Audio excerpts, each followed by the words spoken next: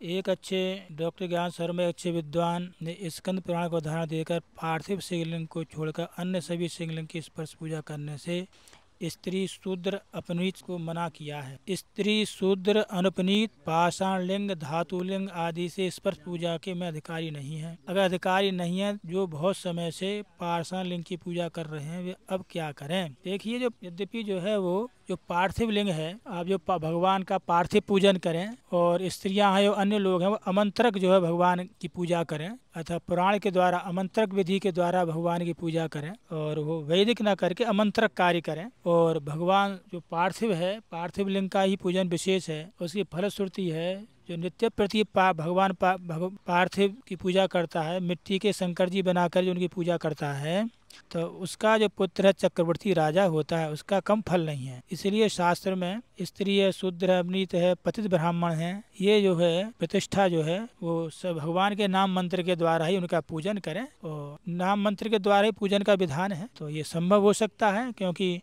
जब आपको जब शंकर जी की पूजा करने का अभ्यास है और जब आप पूजा नहीं करेंगे तो कष्ट होता ही है, तो पार्थिव पूजन का सहारा लें।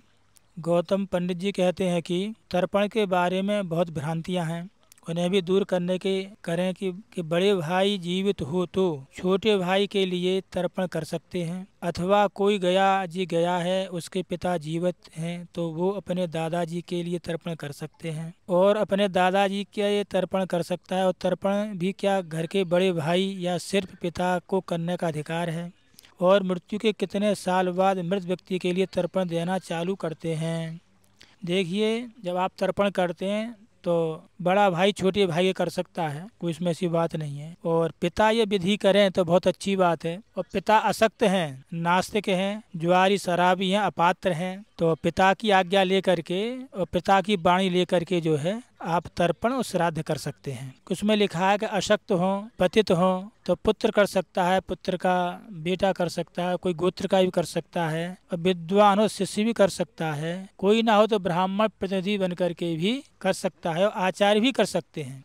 तो बहुत से विकल्प दिए हैं, तो सबसे उत्तम है कि जो पिता हैं तो पिता ही जो उस कार्य को करें तो बहुत अच्छा है। और तर्पण तो हो ही जाता है, तर्पण तो आता ही है कि ज्येष्ठ भ्राता, कनिष्ठ भ्राता, ये सब वो विषय तो उसमें आते ही हैं, इसलिए इसमें ऐसी कोई बात नहीं है। और रही वो कि वार्षिक श्राद्ध में यदि मतलब सपिंडन हो गया है, और सपिंडन करने के बाद वार्षिक श्राद्ध के बाद एकोदिष्ट हो गया है, तो इसके पितृपक्ष में आप श्राद्ध कर सकते हैं, जल दे सकते हैं। और कहीं कहीं जो है 3 वर्ष की ही परंपरा है, तो वो भी परंपरा शास्त्रीय है। तो जैसे आपके यहाँ लोकाचार है कि तो कई लोग तो जो है वार्षिक श्राद्ध के बाद जब पितृपक्ष आता है उसमें लोग पार्वण श्राद्ध करते हैं और तर्पण शुरू कर देते हैं। कहीं लोग जो है तीसरे वर्ष में जाकर करते हैं। तो दोनों ही शास्त्र सम्मत हैं, आप जो है दोनों ही शास्त्र सम्मत। हाँ, महेंद्र शर्मा जी कहते हैं, गुरुजी प्रणाम। गुरुदेव, कुछ मूर्ख लोग पूछते हैं कि श्राद्ध में अगर हम ब्राह्मणों को रोटी खिलाएंगे या दान दक्षिणा देंगे तो वे हमारे पितर तक कैसे पहुंचेगा। भला ब्राह्मण व्यक्ति दान दक्षिणा ले और पितरों तक कैसे मिलेगा, बताना कष्ट करें गुरुदेव। ऐसी बात पर क्या करें, उत्तर देना चाहिए। देखिए, वेद शास्त्र तो श्रुतज्ञो धर्मो ज्ञेयो, जो श्रुति है वही धर्म है, और धर्म शास्त्र चापरा, और उस पर विश्वास करना चाहिए। और लिखा अमीमांसे ताभ्याम धर्मो ही निर्भवौ, श्रुति में और स्मृति में यदि आप विश्वास नहीं करोगे तो इसी पे क्या धर्म टिका हुआ है, श्रुति और स्मृति पर धर्म टिका हुआ है, तो उस पर तो विश्वास करना होगा। इस पर ज़्यादा तर्क वितर्क नहीं करनी चाहिए।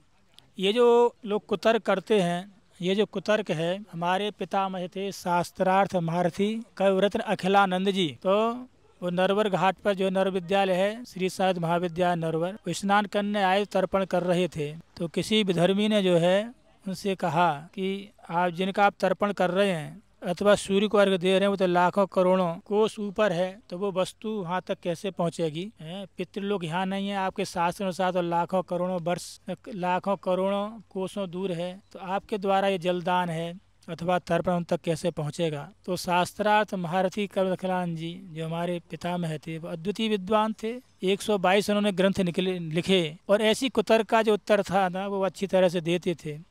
कोई बात नहीं, जब वो गंगा जी से निकले और जब वस्त्र पहन के चलने लगे, तो जिसने ये प्रश्न किया था, तो जो भी गाली होती हैं भद्दी से बद्धी, अर्थात जो कहीं भी नहीं जा सकती, वो उससे कहने लगे। पिता मतलब बाप तक पहुँचे, बाबा परबाबा, नानी पर नानी, सब का जो भी होता है ना सबको जो है खूब गाली गलौज करने लगे। तो वो क्रोध से बोलता है, वो पंडित जी अब शांत हो जाओ, बहुत हो गया, आप मुझसे कुछ कह लें किंतु मेरे जो है बाबा परबाबा तक आप नहीं पहुँचे, यदि पहुँचेंगे तो फिर बहुत बुरा हो जाएगा। बोले अच्छा भाई तुम्हारे बाबा परबाबा जिंदे हैं? कह रही तो मर गए। वाह। बोले मर गए तो मर के कहीं ये नरक में अथवा स्वर्ग में कहीं ना कहीं तो होंगे ही, कि तू विधर्मी है, स्वर्ग में तो नहीं होंगे, नरक में ही होंगे। अब वो यहाँ से लाखों करोड़ों कोस किलोमीटर पे है, तो ये गाली वहाँ तक पहुँच गई। यदि ये गाली तेरे बाबा परबाबा तक, नानी पर नानी तक पहुँच सकती हैं, तो संकल्प पूर्वक जो है नाम गोत्र का उच्चारण करके जब उनको जब जल देंगे हैं अथवा जो है उनका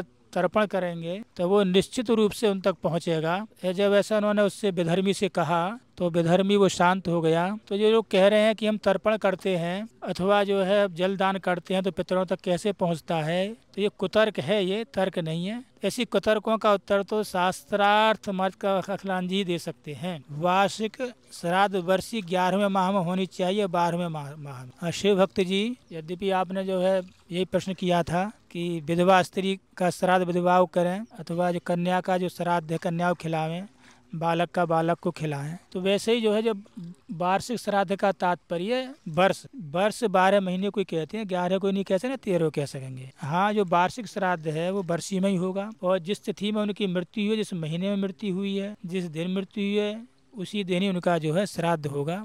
हाँ, कहीं कोई विशेष यदि संकट है, कोई घटना घटने वाली है या सूतक पातक की संभावना है, तो 11 महीने से प्रारंभ होकर के 12वें महीने तक आप कर सकते हैं विशेष परिस्थिति में। अन्यथा वह जो श्राद्ध होगा, वह जो श्राद्ध है, वो जो वार्षिक श्राद्ध है, वो 12 महीने पर ही होगा, उसी दिन होगा जिस दिन आपके जो है पिता की मृत्यु हुई है अथवा जो है जो तिथि है। और रामकृष्ण ओझा जी पूछते हैं कि पितृमल करना था, ऐसे में बड़ा परिवार है, तो परिवार में कोई मृत्यु हो जाती है तो फिर श्राद्ध होगा या नहीं? आप देखिए, जिसने ये इस पे जो है बहुत वीडियो पड़ गए हैं, और कृपा करके आप उनको देखें, क्योंकि जो है इसका बड़ी विस्तार से चर्चा हो चुकी है। फिर भी आपको बता दें कि ये निश्चित समझो, जिसने दाह संस्कार किया है वह 1 वर्ष तक उसको पातक है, उसे करने का अधिकार नहीं है। उन्हें श्राद्ध कर सकता है, न विवाह है, न कोई दान पुण्य अथवा अनुष्ठान करने की पात्रता उसमें नहीं है। बाकी इसके अलावा सब कर सकते हैं, इसमें कोई संदेह नहीं है। गुरुदेव प्रणाम। मैं रमेश चंद्र शास्त्री, शिमला हिमाचल प्रदेश से हूँ। गुरुदेव जी यदि किसी यजमान के घर में कोई पुरुष ना हो तो स्त्री श्राद्ध करवाना चाहे तो कैसे करे? वाह, ये बहुत प्रश्न गंभीर है। यद्यपि ये प्रश्न का उत्तर हमने दे दिया है, आप पूछें दोबारा दे दें। यदि घर में स्त्री यदि सधवा स्त्री है, विधवा स्त्री है, तो वह जो स्त्री है वो संकल्प तो स्वयं ले और ब्राह्मण को प्रतिनिधि बना करके वो जो है देव कार्य करवाए अथवा पितृ कार्य करवाए। स्वयं कार्य करने की वो अधिकारिणी नहीं है, वह स्वयं कार्य नहीं कर सकती है।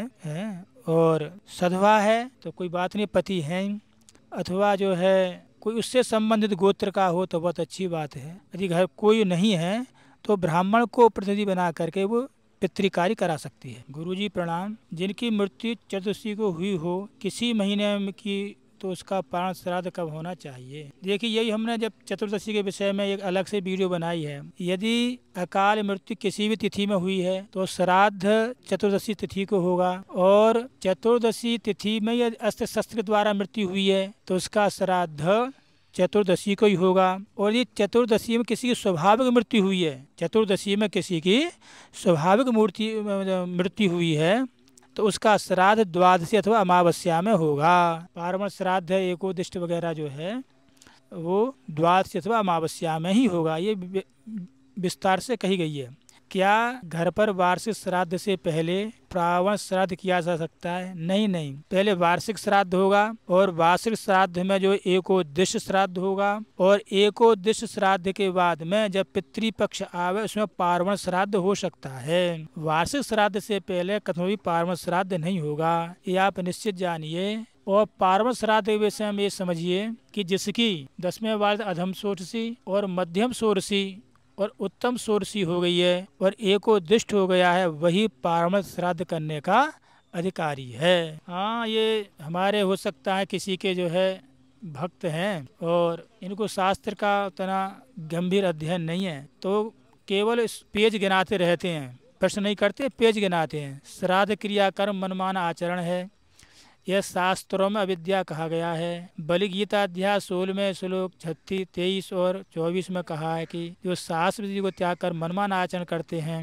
उनकी ना तो कोई गति होती है, नहीं उन्हें किसी प्रकार का आध्यात्मिक लाभ प्राप्त होता है। आपने जो है ना ये कि 16 पेज और 23 पेज और फलाना पेज और ढका पेज, ये केवल पेच ही पेच है, ये आपका प्रश्न नहीं है। शास्त्र जो वर्तते काम कारतः ना शास्त्र माप न सुखम न पराम गतिम। शास्त्र विधि निश्चित ही है, शास्त्र विधि अतिक्रमण करके जो मनमाने ढंग से जो है कार्य करता है उसका श्लोक में इस लोक का भी सुख नहीं होता, परलोक का ही नहीं होता।